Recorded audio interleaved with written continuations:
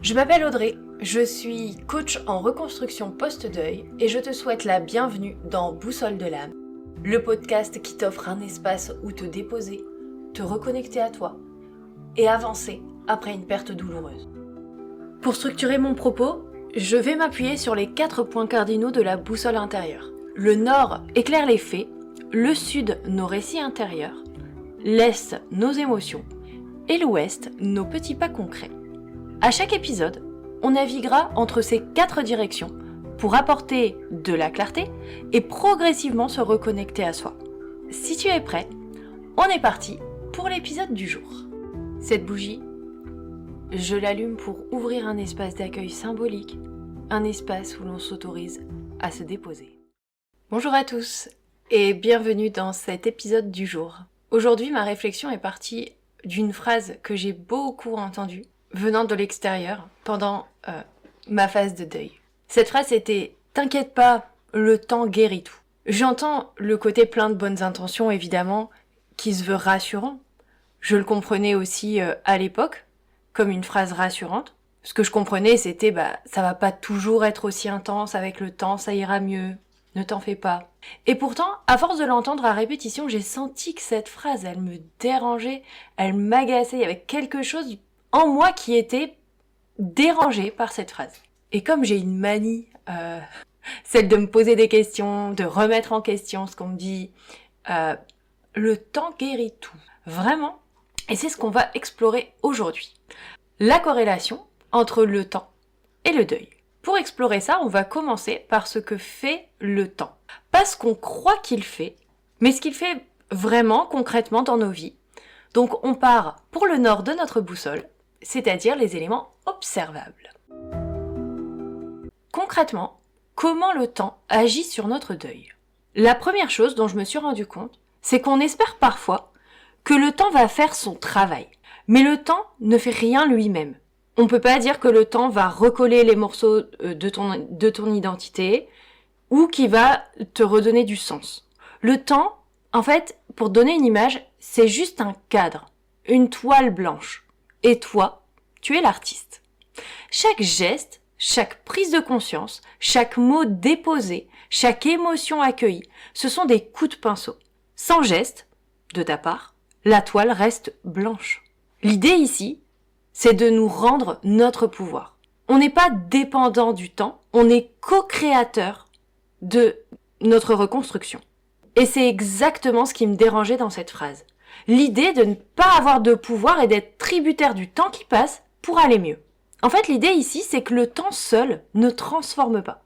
Il offre un espace entre toi et ta blessure pour transformer. Et cet espace, c'est toi qui décides comment tu le remplis. Et ce qui change ta vie, ce sont les gestes que tu poses dans cet espace. La deuxième chose, c'est que le temps révèle en fait ce qui n'a pas été traité. Dernièrement, une coachée me demandait « Mais pourquoi après avoir retrouvé une vie normale et 20 ans après la perte, je pleure plus souvent l'absence de mon être cher ?»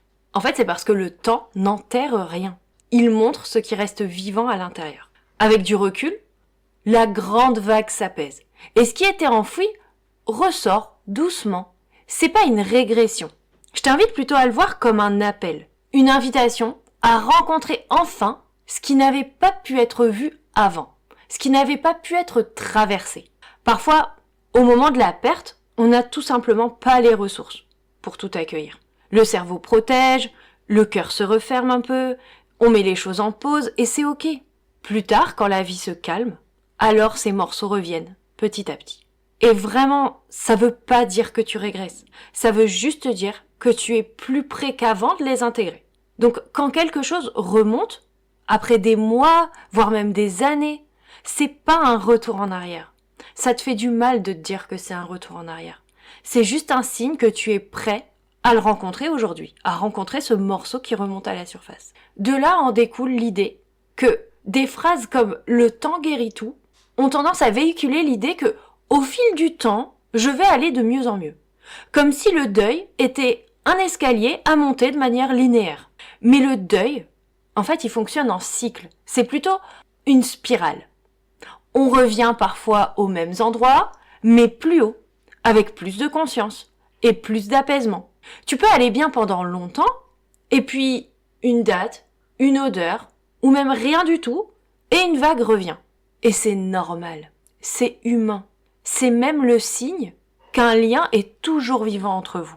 Donc, pour résumer les 3 idées du Nord, la première chose, c'est que le temps est une toile de fond et pas un agent actif. C'est toi l'agent actif. La deuxième chose, c'est que le temps permet de révéler ce qui n'a pas été traité, ce qui n'a pas encore été intégré.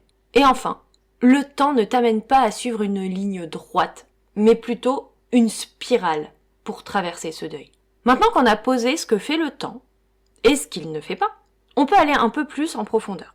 Parce que ce qui blesse le plus, c'est pas ce qui se passe, c'est ce qu'on se raconte à partir de ce qui se passe. Le sud de la boussole, c'est l'espace des récits intérieurs, des croyances, de ces petites voix qui influencent la manière dont on traverse une perte. Et c'est souvent là que tout se joue. Donc, parmi les récits intérieurs qui peuvent enfermer ou libérer, je voudrais commencer avec l'idée que cette phrase, le temps guérit tout, peut créer une forme de culpabilité. Cette phrase qui se veut rassurante peut aussi devenir une source de pression silencieuse. Elle implique qu'il y aurait une forme de norme temporelle du deuil, qu'au bout d'un certain temps, ça devrait aller. Mais combien de temps en fait ?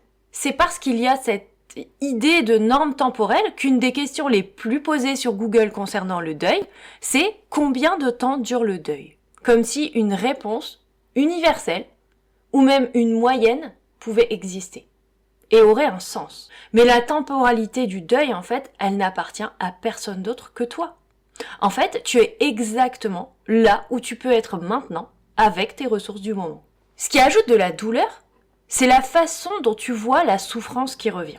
Ce qui ajoute de la douleur à la façon dont tu vois la souffrance qui revient, c'est les moments où tu te dis que c'est pas normal. Que cette douleur qui revient, ça veut juste dire que tu n'as pas encore fait ton deuil. Ou alors c'est le fait de te dire que tu devrais être bien plus loin que ça après autant de temps. Des pensées comme ça crée une forme de culpabilité. En tout cas, ça peut créer une forme de culpabilité. Alors que si tu vois ce retour de vague émotionnelle comme, par exemple, un signe de lien toujours vivant entre vous, tout ce que tu vas ressentir, c'est de l'amour. En fait, là, ce que je veux te dire, c'est qu'il n'y a pas d'agenda. Si tu n'es pas plus loin, c'est pas un échec. C'est simplement ton rythme. Un autre récit intérieur, lié à cette phrase, c'est que quand on te dit le temps guérit tout, ça sous-entend que quelque chose d'extérieur à toi va faire le travail. Que ta reconstruction dépend d'un facteur que tu ne contrôles pas. Et ça, intérieurement, ça peut créer une forme de fatalité, de passivité ou un sentiment d'impuissance. En ce qui me concerne, j'en suis même arrivée à avoir cette pensée de « Ok, si le temps guérit tout, alors moi je fais quoi ? Je sers à quoi dans ce processus ?» Ce qu'il faut savoir, c'est que la perte, c'est déjà une épreuve qui nous met face à notre impuissance. Alors dans le processus de deuil, on a justement besoin de sentir que l'on reprend les rênes, qu'on peut agir, qu'on peut choisir, soit en accueillant, soit en exprimant, ou en comprenant par exemple. Croire que le temps va tout faire, ça nous fait perdre notre rôle en fait, dans notre propre histoire. Et le pouvoir revient quand on réalise que ce n'est pas le temps qui agit, c'est toi. Enfin, je voudrais relever que croire que le temps guérit tout, ça peut aussi mener à fuir plutôt qu'à traverser, en serrant les dents, en attendant que le temps fasse son travail. Mais tu le sais, ce qui est enfoui, ça ne disparaît pas, ça devient un poids silencieux, une boîte bien enfouie au fond de nous. Et c'est comme ça que, parfois, après des mois, des années, on se retrouve face à une vague bien plus forte. Parce que enfuir, c'est une stratégie de survie. Alors que traverser, c'est une stratégie de reconstruction. Et comme je te le disais plus haut, le retour d'une douleur ancienne, c'est juste le signe que, enfin, maintenant, on est prêt à ouvrir cette boîte. Une fois qu'on voit plus clairement les récits qu'on porte, on peut descendre encore d'un niveau, dans ce qui se passe à l'intérieur. On a déjà un peu commencé à parler émotion, puisque chaque récit intérieur, chaque interprétation, chaque « je devrais être plus loin que ça », a un impact direct, en fait, sur notre monde émotionnel. C'est ce qu'on se dit qui génère nos émotions. Prendre un moment pour aller à l'est de notre boussole, là où on écoute ce qui remue, ce qui retient, ce qu'on retient plutôt, et ce qui demande juste un petit peu d'espace pour respirer. On a déjà évoqué tout à l'heure la culpabilité, quand on était au sud, parce qu'elle découlait de la perception de ne pas être encore assez avancé. Et je voulais ajouter aussi que parfois la culpabilité peut se faire ressentir pour certaines personnes qui traversent vite leur deuil, et je mets des guillemets à vite évidemment, et en tout cas c'est vite dans leur perception, puisqu'on a bien vu qu'il y avait, c'est difficile de noter une notion de temps. Ces personnes qui ont l'impression de vite dépasser, traverser leur deuil, elles ont tendance aussi à culpabiliser, en se demandant ce que cette relative vitesse peut vouloir dire par rapport au lien qu'elles avaient avec la personne et de l'amour qu'elles ressentaient. Mais laisse-moi te dire que le temps à traverser un deuil n'est pas du tout proportionnel à l'amour que tu partageais et à la qualité du lien qui vous unissait. Ce qu'on rencontre aussi, comme émotion, c'est la peur d'être submergé si on réouvre cette boîte qui a été fermée. Quand on a enfoui des émotions dans une boîte bien au fond de nous-mêmes pour tenir debout, on a tendance à se dire que rouvrir la boîte, ça risque de faire remonter quelque chose de tellement fort que ça va nous submerger. Déjà, par rapport à cette peur d'être submergé par des émotions enfouies, je vais en faire un épisode complet. Ici, ce que je voudrais dire, c'est 2 choses. Déjà, que plus on réprime une émotion, et plus elle fait du bruit. Comme un enfant à qui on donne pas d'attention et qui va tirer la veste, frapper la hanche, jusqu'à avoir de l'attention et de l'écoute. Peu importe l'impression qu'on a, avant d'en faire l'expérience, empêcher une émotion de circuler, ça la fait grossir. Alors que si tu te laisses traverser par l'émotion, même si c'est intense, ça lui donne l'occasion de se dissoudre plus rapidement. C'est comme un robinet qu'on ouvre pour laisser s'écouler de l'eau. En fait, parfois, retenir l'émotion, ça devient plus douloureux que l'émotion elle-même. Quand on prend un peu conscience de ce qui se passe émotionnellement, le but, c'est pas d'y rester coincé. Le but, c'est de s'accompagner, de se prendre la main. Et pour ça, on a besoin d'un mouvement, même un minuscule mouvement. Et c'est pour ça qu'on va aller à l'ouest de la boussole, dans l'espace des actes et des gestes concrets, pour voir ce que tu peux faire aujourd'hui ou la prochaine fois qu'une vague apparaîtra, pour transformer le temps en allié plutôt qu'en attente passive. Alors on va voir ensemble des petites choses simples qui peuvent changer ta façon de traverser les vagues. La première chose, et ça n'a l'air de rien, je le sais, au premier abord, c'est de mettre de la conscience. Quand tu écoutes ce podcast, ou d'autres contenus, et que tu vois des endroits où tu te reconnais, où tu te sens concerné, c'est déjà un pas de transformation. Parce que quand tu as conscience d'un nouveau de tes mécanismes, quand tu prends conscience d'un de tes mécanismes, alors tu actives aussi le pouvoir d'agir dessus. Tu peux pas agir sur quelque chose dont tu n'as même pas conscience. Donc, une fois que tu as de la conscience sur un mécanisme, tu peux commencer à agir dessus, à te recadrer, encore une fois entre guillemets, avec douceur, et à remettre de la conscience sur ce que tu veux te dire. Par exemple, pour l'exemple de la culpabilité que j'ai pris tout à l'heure, ça fonctionne bien. Plutôt, quand tu t'entends te dire « je devrais pas en être là », te dire « hop hop hop, attends bichette, comment ça tu devrais pas en être là ?» Tu fais de ton mieux, avec tes ressources, du moment. Et en fait, te dire ça à toi-même, c'est déjà un pas de transformation, c'est déjà un geste. Ensuite, ce que je voulais te proposer, c'était de tester des rituels, très courts. Quand une vague revient, une tristesse, une nostalgie, une tension, un manque, on peut se créer un petit rituel d'accueil pour rencontrer la vague plutôt que de la subir.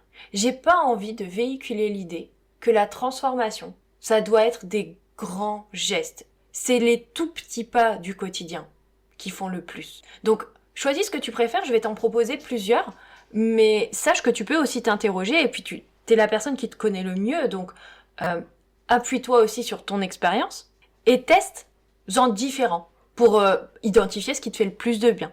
Donc là, ce que je peux te proposer, c'est par exemple écrire quelques lignes pour déposer ce qui arrive. Il s'agit pas de devenir Molière et d'écrire toute une pièce sur l'émotionnel, mais simplement, ok, là je sens quelque chose et je vais l'écrire. Parce qu'en fait, en l'écrivant, tu vas comment on dit ? En l'écrivant, en le décrivant, c'est comme si ça te permettait de le saisir et de le rendre plus concret. Ensuite, ce que tu peux faire, une autre idée, c'est de respirer quelques minutes en posant ton attention sur ce que tu ressens. Toujours dans l'idée de le concrétiser, soit de lui donner une forme, soit de mettre des mots sur la sensation. Et tu peux même mettre une main sur le cœur si ça t'aide. Ensuite, tu peux essayer aussi de marcher pour laisser circuler l'émotion. Ou alors, prendre une photo de la personne et lui parler.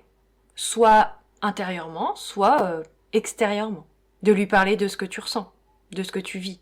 Sinon, ça peut être un geste aussi simple qu'allumer une bougie, en conscience. Ou alors, juste te demander de quoi j'ai besoin, là maintenant. Je voudrais tout de suite apaiser l'idée que le rituel va faire disparaître l'émotion. C'est faux.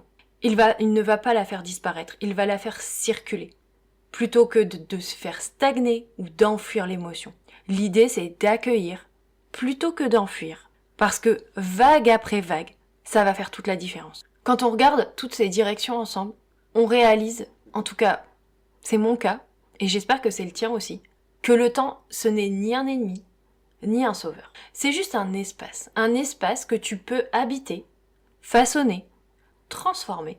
Alors avant de se quitter, j'ai juste envie de refermer l'épisode en douceur avec cette phrase. Le temps n'a pas vocation à guérir ta blessure. Il t'offre un espace pour t'accueillir. Et ce que tu fais de cet espace, c'est ça, ta reconstruction. Je souffle la flamme pour refermer cet espace et laisser ces mots infuser doucement pour que ta boussole intérieure réajuste peu à peu sa direction.